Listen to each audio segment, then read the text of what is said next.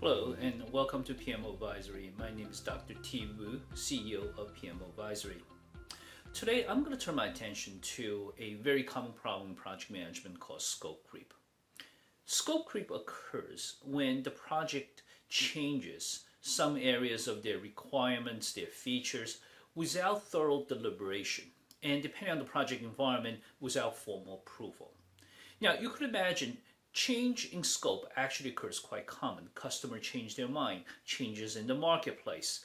Sometimes inadvertent changes happen when a programmer, for example, doing software, they may decide to add a feature or a function or enhance something existing. So it could happen for any number of reasons.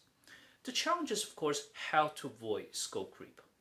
One of my clients has a very interesting problem. They jokingly said, and it was a joke, but there is some seriousness behind that their programmers are not allowed to go to the bathroom on their own. And the fear, of course, is they bump into people, colleagues, customers along the way, which will say, Joe, can you help me do add some features or make this button a little bit bigger, etc. And of course, Joe, being the helpful programmers that they are, may very well say yes.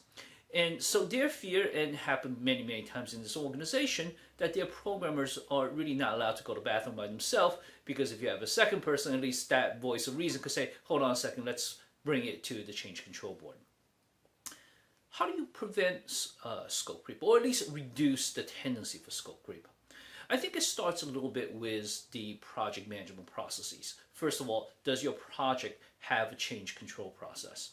It doesn't really matter if it is a traditional waterfall project or even agile. In the case of agile, for example, it may not be so much managing the change, but rather do you have a product backlog or something equivalent? And then, of course, train your team, train your customers that if you have a change, please bring it up for discussion at the next change control board. So the next time when Joe go to the bathroom and somebody asks, hey Joe, can you do this? Joe say, that's a great idea. Yes, thank you very much. The next meeting is here and can you come and present your idea? Or if you could send the project manager an email. Any of those will help greatly reduce the amount of unexpected, unintended change.